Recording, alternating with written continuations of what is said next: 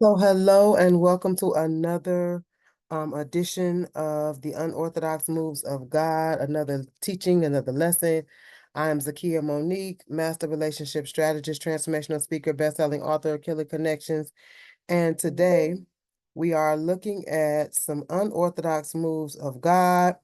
Um, this is the second teaching, so this is part two. Our main scriptures are Mark 7, 5 through 9, John 10, 4 through 5, and John 10 and 27. And I talked last week about why I kind of, chose those is because when it comes to unorthodox moves of God, we really have to know the voice of God and know that it's God that's speaking to us so that we are not deceived. Okay, so that we're not deceived. So we're going to go ahead. The other scriptures, we already covered Genesis 6 and 9, and then 9 and 17. So we're going to go into 12. We're going to go into 12, and it should say 12 through 22. So it'll be 12 through 22 today, and then we'll look at Genesis 37 through 45, Lord's will, next time. So let's get into that. But first, what's the problem? Again, just a quick review. We put God in a box and we question him or the moves of, others when those moves don't look like what we think they should look like based on our experiences with God. So based on our experience with God, we feel like things should look this way. And when it doesn't look this way, we say that's not God. But it's not always the case. Sometimes God will do some things that are unorthodox, okay? We may come to know the character of God, and yes, God is the same yesterday, today, and forever. But his thoughts are not our thoughts, and his ways are not our ways. Okay. And the how and the why are not always revealed right away. Okay. And so, with that being said, here's the assurance that we have.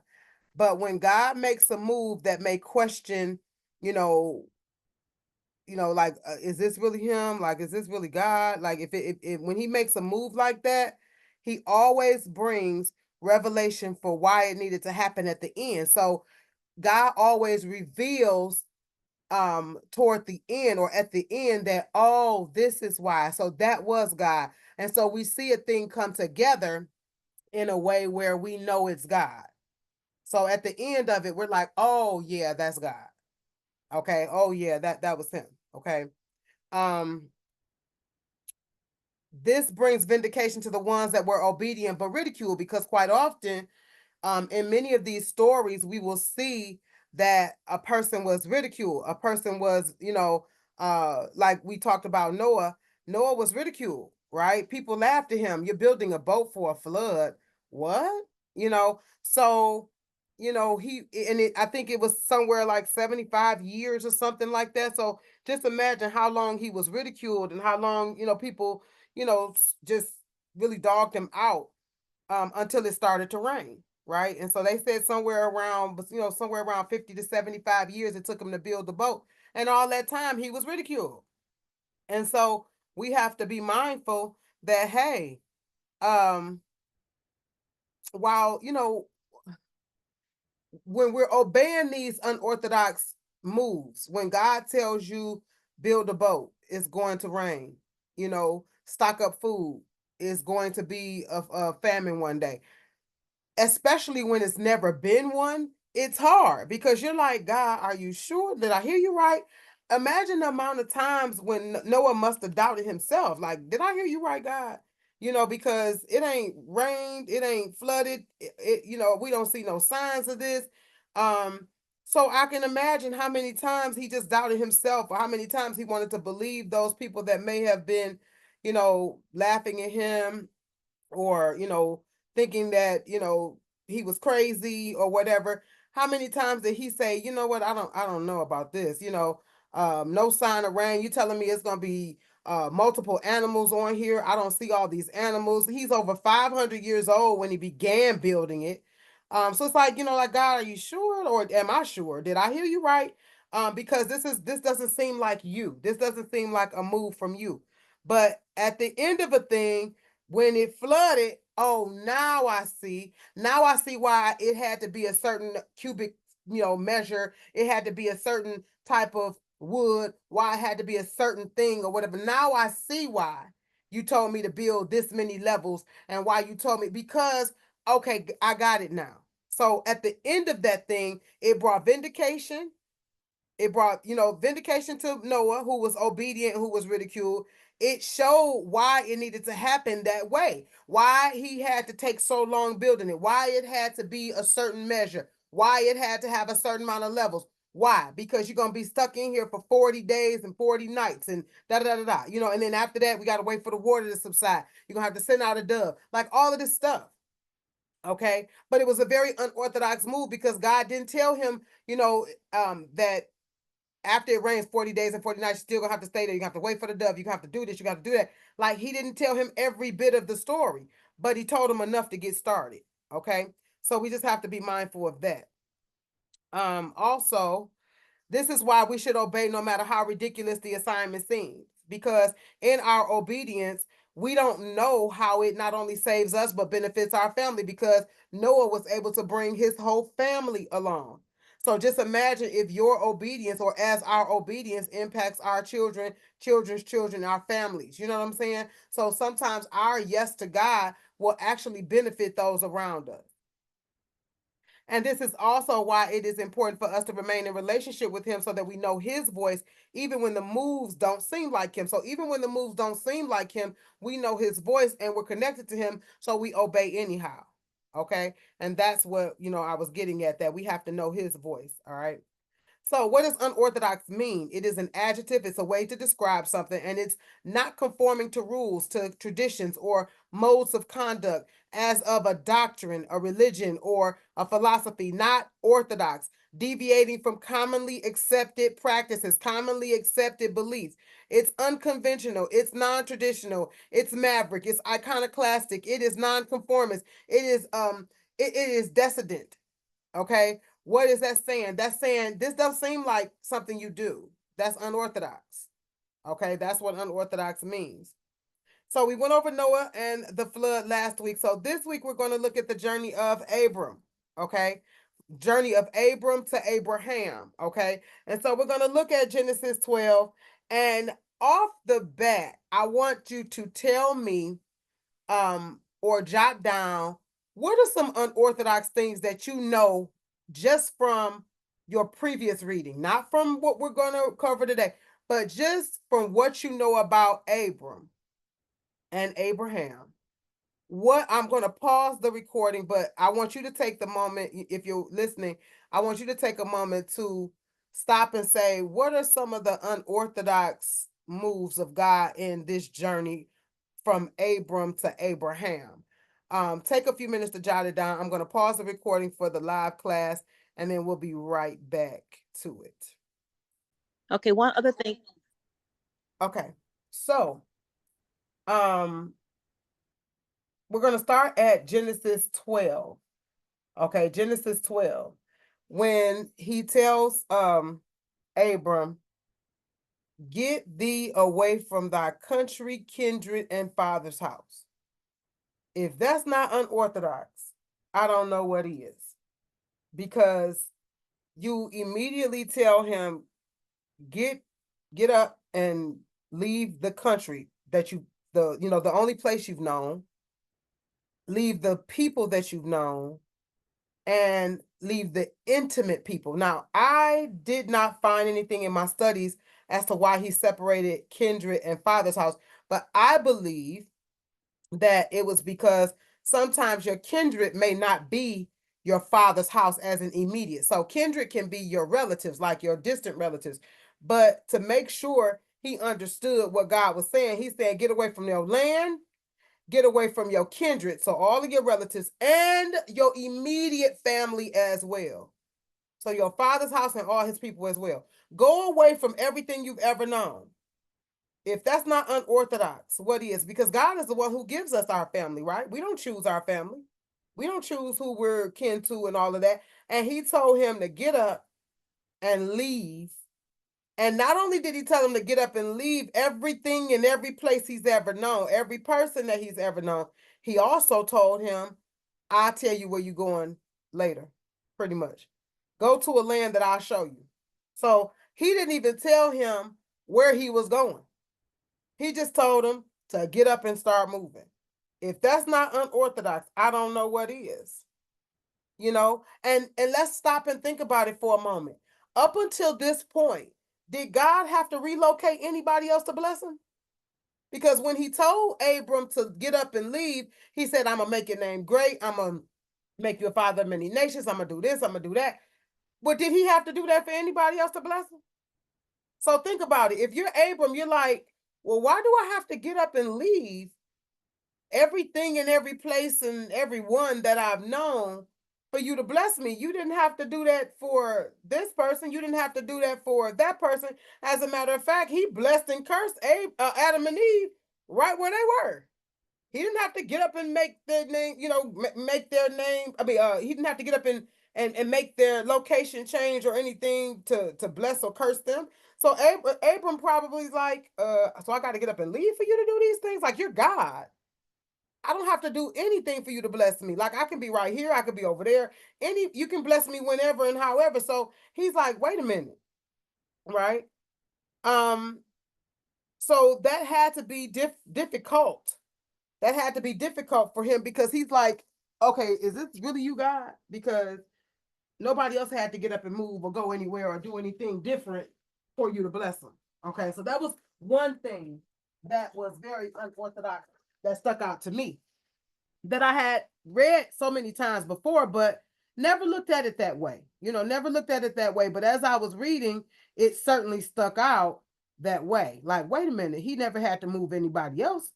Why did he have to move him? If we read further down in the story, let me pull out my, okay. So when we read further down in the story, looking at Genesis 13 is where I want to go next. I think that's 13. No, wait. Genesis 14.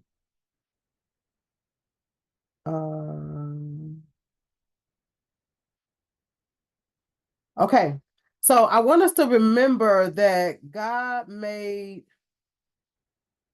a covenant with Abram. I'm trying to find where this was. I think I lost my place with, give me 1 second.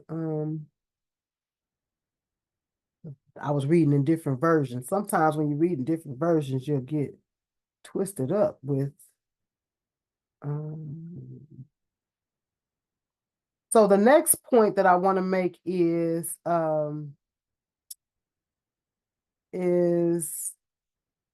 okay, it's 16. Genesis 16. I apologize. So God sent Hagar back to bondage to have Ishmael.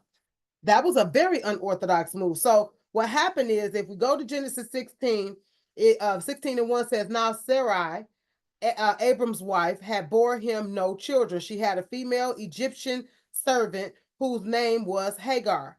And Sarai said to Abram, behold, now the Lord has prevented me from bearing children. So go in to my servant. It may be that I shall obtain children by her. And Abram listened to the voice of Sarai. So, in other words, basically, she said, well, he ain't gonna let me have no kids, so we'll just have our kids through her. And so what happened? Verse 3. So after Abram had lived 10 years in the land of Canaan, so he'd been gone 10 years from his hometown, Sarai, Abram's wife, took Hagar, the Egyptian, her servant, and gave her to Abram, her husband, as a wife. And he went into Hagar, and she conceived. And when she saw that she had conceived, she looked with contempt on her mistress. And Sarai said to Abram, may the wrong done to me be on you. I gave my servant to your embrace, and when she saw that she had conceived, she looked on me with contempt. May the Lord judge between you and me. So basically now Sarah's mad. So Sarai is mad because she conceived, but that's the very thing that was the plan. So I'm sure Abram's looking at her like, you the one, this was your idea. This was your idea. And now you're mad because it's working, right? It's working. And so because Sarai had dealt so harshly with Hagar, Hagar ran away. Hagar ran away. Like, no, I'm not gonna stay here. She dealing harshly. She mad at me. She treat me like trash. I'm running away. So here's the point, the next point that I want to make. It says, but Abram said to Sarai, I'm sorry, verse 7. The angel of the Lord found her by a spring of water in the wilderness, the spring on the way to Shur. And he said, Hagar, servant of Sarai, where have you come from? And where are you going? Now we know that God asked these questions, but he already know the answers, right? She said, I am fleeing from my mistress Sarai. The angel of the Lord said unto her, return to your mistress and submit to her. Now, since when does God send us back to bondage? Back to being mistreated? Back. Why? Why did he send her back? Well, here's the unorthodox move, but here's the reason why. The angel of the Lord said unto her, I will surely multiply your offspring so that they cannot be numbered for multitude. So he blessed her. So not only did he send her back to bondage, but then he blessed Hagar, the concubine. Since when? He blessed her. He said, I will surely multiply your offspring so that they cannot be numbered for multitude. And the angel of the Lord said to her, behold, you are pregnant and shall bear a son. You shall call his name Ishmael, because the Lord has listened to your affliction. He shall be a wild donkey of a man, his hand against everyone, and everyone's hand against him, and he shall dwell over against all his kinsmen.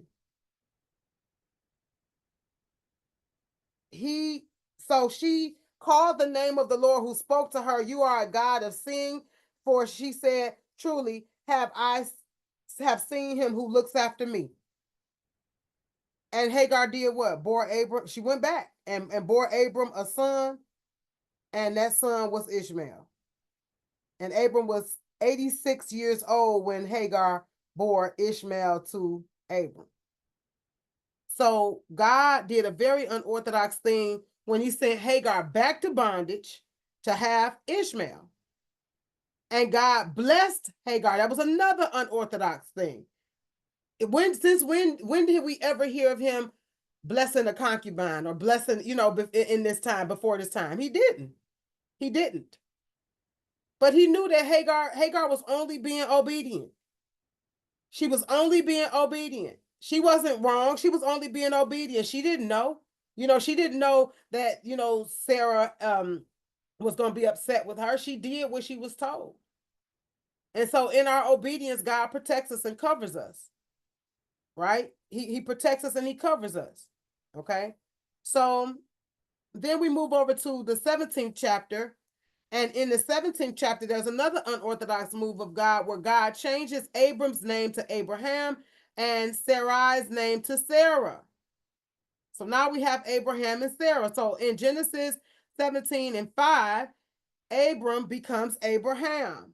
So if we're turning over to Genesis 17, verse 1 says, when Abram was 99 years old, the Lord appeared to Abram and said to him, I am God Almighty. Walk before me and be blameless, that I may make my covenant between me and you and may multiply you greatly. Then Abram fell on his face, and God said to him, behold, my covenant is with you, and you shall be the father of a multitude of nations. No longer shall your name be called Abram, but your name shall be Abraham, for I have made you the father of a multitude of nations. I will make you exceedingly fruitful, and I will make you into nations, and kings shall come from you. And I will establish my covenant between me and you and your offspring after you throughout their generations, for an everlasting covenant, to be God to you and to your offsprings after you. So he's reiterating the very thing he told him in verse 12. Some of which at this point he's saying, I've already done it. Right? See, in verse 12, in chapter 12, he told them, he said, I will make you. the father of many nations. But in chapter Genesis 17, he says, I have made you the father of a multitude of nations. So his name had to change in order for the remainder of the blessings to come to pass, including Isaac. Okay. And so he went on to, to bless him and to tell him, how to remain in covenant with him. He says, you shall be circumcised in the flesh of your foreskin, and it shall be a sign of a covenant between me and you. Right. So God changed their names. He didn't change anybody else's name that I know of up until this time. That was an unorthodox move of God. Your name gonna be something different. After all these years, how many years had it been? Abram was 99 years old. So for 99 years, his name was Abram. And then all of a sudden, his name is Abraham. Sarah was 90. And all of a sudden, or Sarai was 90. And all of a sudden, her name is now Sarah. So he waited until they were 90 years old to change their name. But he had to change their name in order for things to manifest the way that he wanted them to manifest. Okay. Then we move over, we move down, I'm sorry, not over, but down to verse 15. He says, and God said to Abraham, as for Sarai, your wife, you shall not call her name Sarai, but Sarah shall be her name. I will bless her, and moreover, I will give you a son by her. I will bless her, and she shall become nations. Kings of people shall come from her. Then Abram fell on his face and laughed and said to himself, shall a child be born to a man who is 100 years old? Shall Sarah, who is 90 years old, bear a child? So at the time, Abraham was 99 and Sarah was 90 at the time. Okay. And so God promises them a child when they are well beyond childbearing years. Another unorthodox move. Okay. And if we flip over to chapter 18,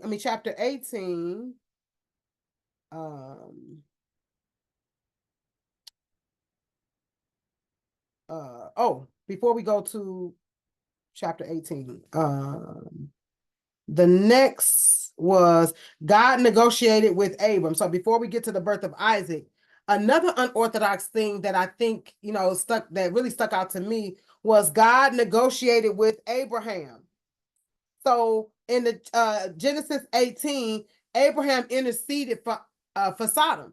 Remember, that was the area that Lot had chosen, right? Because Lot was greedy. He wanted the best for himself. So he chose this area, but this area was very wicked. It became more and more and more and more wicked, right? And so God was like, yeah, you know what? It's time to destroy it, right? Because this area is too wicked, it's too much.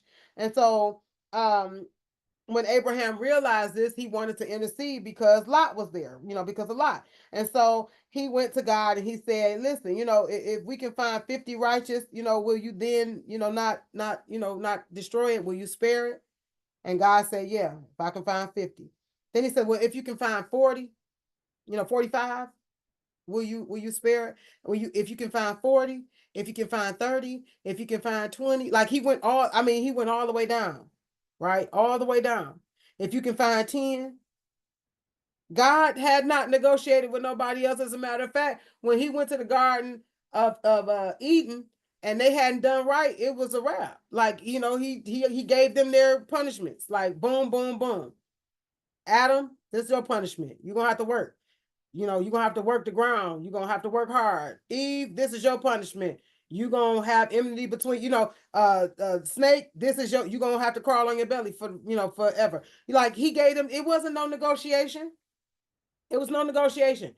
Adam, when Cain and Abel came and brought their sacrifices, like God accepted one and didn't accept it. It was no negotiation. But when God was set his sights on, when it's time for Sodom and Gomorrah to go, Abraham said, well, what if you find this? Can you not do it then? Can you not do it then? And God allowed him that. God allowed him, that space, but he still couldn't find 10. that were righteous in, he couldn't find 10. Okay. So that was another unorthodox move of God, was to negotiate and to allow Abraham to intercede and negotiate on behalf of Sodom and Gomorrah. That was another unorthodox move. And God still rescued Lot on his behalf, even though he couldn't find the number or whatever. He still rescued Lot, and it talked about that in Genesis 19. He still did rescue Lot. So the intercession was not in vain.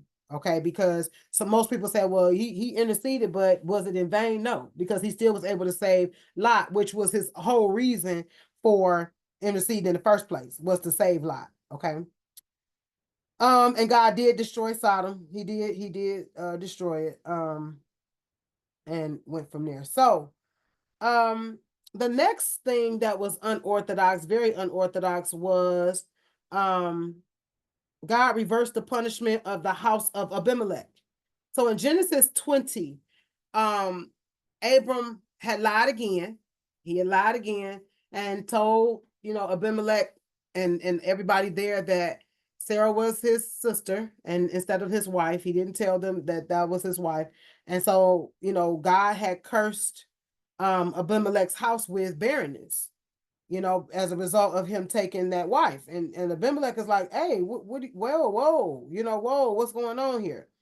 And at the very bottom, and you can read that chapter a little bit later for yourself, but at the very bottom, you will see it says, verse 17 in Genesis 20 and 17, it says, then Abraham prayed to God, and God healed Abimelech and also healed his wife and female slaves so that they bore children.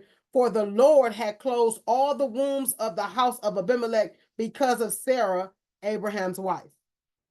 Okay, so God reversed the punishment of the house of Abimelech, and that had not been done at that point either. That was a very unorthodox move for God to do that, because he had punished them, but then he reversed that punishment.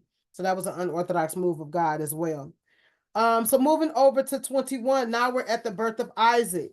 And the very birth of Isaac in and of itself is a very unorthodox move of God, because God allowed Sarah to have a baby at 91 years old, making Abraham a father at 100 years old. Okay. She was well beyond childbearing years. Never thought that she would have a child, never thought that it would happen. Laughed, as a matter of fact, both of them laughed. Abraham laughed and Sarah laughed. They laughed like, yeah, right. Because it was laughable. Like, are you kidding me? I'm going to have a kid at 91. I'm going to have a kid at 100. You know what I'm saying? I've not had a kid all these years. And so that was a very unorthodox move of God. And many times you'll hear people, because I heard someone say, Abraham waited 25 years for this to come to pass, for his promise to come to pass. True, but not true. Okay, let me tell you what I mean. True, but not true. So it is true in the aspect of when God initially called out to Abraham to leave, when he was Abram, to leave his, country and kindred and all of that, he was 75. So, and that's when he said, I will make you the father of many nations. So that was initially when he said, I'll make you the father of many nations. But he did not wait 25 years for Isaac. He did not wait 25 years for the promise specifically for Isaac. He waited 25 years, and that's, see, some people will say, oh, he waited 25 years, but God specifically told him he was going to have a child when he was 99. So he told him specifically he was going to have a son at 99. He told him he was going to make him the father of many nations at 75. So yes, at 75, he did start out getting that initial broad promise, but he did not get the specific promise. Because remember, if we go back to what Abram said after God told him that, he said, he laughed and said, who's going to have a baby at, who's going to have a baby at 100 years old? So he was not 75 when he was promised, Isaac. He was 75 when he was promised to be the father of many nations. So yes, he did wait for 25 years to see the manifestation of that promise, but he did not wait 25 years for Isaac. That promise came within 1 year. Okay, within 1 year. Not 25 years. So a lot of people will say Abraham waited 25 years, and we'll think that, oh, he waited 25 years. It took 25 years for Isaac to come. No, it didn't. when he specifically said, your wife is going to bore you a son, that came in a year, because Abraham was 100 and Sarah was 91. Okay. And then after giving him this promise, then he told him, and I also want to, before I go there, I also want to bring out the point that God did send Hagar away. To me, that was another little bit of an unorthodox thing, because you sent her back to have Ishmael. Ishmael was there for 13 years. I think it was 13 years. Okay. So you sent her back after she ran away because she was pregnant. So you sent her back to have Ishmael. She has Ishmael. She stays there for about 12, 13 years. And then after Isaac is born and promised and born, then after Isaac is born, then Ishmael got to go. Hagar got to go. But God protected Hagar and Ishmael. So even though Hagar and Ishmael Ishmael was considered to be a counterfeit, even though that was what they did on their own, even though that was a manufactured promise, even though they did that of their own energy, God still protected Ishmael, and Hagar, but Ishmael still blessed Hagar and Ishmael, still covered them. Okay. And that's what you'll see in the latter part of Genesis 21. But Ishmael had to go, because otherwise Isaac would not have been the joint heir. The only heir. They would have been joint heirs, because technically Ishmael is the oldest. So Ishmael had to go in order for God's plan to be established. So in an unorthodox move, he had to remove Hagar and Ishmael from the house of Abraham and Sarah, because Isaac was the one through whom the promise had to come, through whom the lineage, through whom he was the heir. He had to be the only heir. Okay. And so Hagar and Ishmael were removed and sent off to the desert, but God took care of them. Okay, God took care of them, made sure they were okay. All right. So even his plan had to be established, but that was an unorthodox move as well. And then the grand finale was, after removing Ishmael, after giving Abraham this promise, he then tells him, I want you to go sacrifice him. I want you to go sacrifice him. Now, without knowing the remainder of the story, we would look at this and say, that's not God. God wouldn't tell you to sacrifice the promise if he told you that was the promise. God wouldn't send you a child and then tell you to sacrifice it. That's not God. And this is what I meant when I talked earlier about, we'll look at something and we'll say, that's not God. That ain't God. Because it don't seem like God. It doesn't seem like how God would move, right? God not going to give you something, and the blessings of the Lord make it rich and addeth no sorrow. So why would God give you this sacrifice? Give you this child and then tell you to sacrifice the child? That's not God. That's what we'll say initially. Walking up the mountain, I'm sure Abram was probably like, oh Lord, did I hear you right? Is this right? Let me make sure this right, because you telling me to sacrifice. I'm sure doubts went through his mind. Who knows if he told Sarah, because Sarah probably would have been like, you ain't taking my baby up there, Just imagine what a mother would have been like. But God tested Abram by telling him to sacrifice Isaac, because he wanted to see, now that you have this heir, you've sent Ishmael away, he's gone. So now that you have nothing but Isaac, will you sacrifice him in obedience to me? I just want to see. But see, on the end of him telling him what to do, he didn't know that God had a ram in the bush. He didn't know that God was only testing his obedience and to see if he would do what he would tell him to do. He didn't know that. And we don't know that stuff either. When God is telling us to do something unorthodox, or God tells somebody else to do something unorthodox, that's why we have to keep our mouth off of it, because we don't know the other end of it. It may not look like God, but in the scheme of things, after it's all over, we realize it was God. Why? Because God is the one that put the ram in the bush and made sure he did not kill his son. God is the one who sent the angel to stop him as he was coming down with the sword, to stop him. Stop. But if those things hadn't happened, then yeah, we could question whether it was God or not. But because those things happened, now we know. See, a lot of times people don't give enough time to the situation. We just immediately say, that ain't God, that ain't God. And then when the ram is out the bush and the angel, the angel comes and the ram is out the bush, we say, oh, oops, that is God, that was God. But we ridicule the person.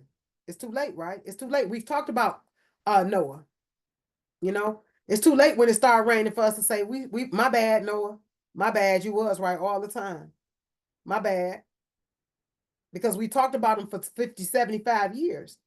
So we done dogged him for building this big old boat, this big old ark. We done dogged him for 50 to 75 years. So we done dogged him all this time, right? But he was right. And oftentimes we will dog people. We will go off on people. We will, that ain't God and da da da da. Not realizing it was God. It just didn't look like God initially. But as I said in the assurance, initially it may not look like God. But when it all comes to fruition, when the whole plan comes to fruition, you'll see that it was God. And God will vindicate the very people that you put your mouth on, the very people that you ridiculed, the very people that you dogged out. Why? Because it didn't look like him, but it was him. But it was him. Okay? So we're going to stop the recording right now for questions. This was really good to me because I had not looked at some of these things that way.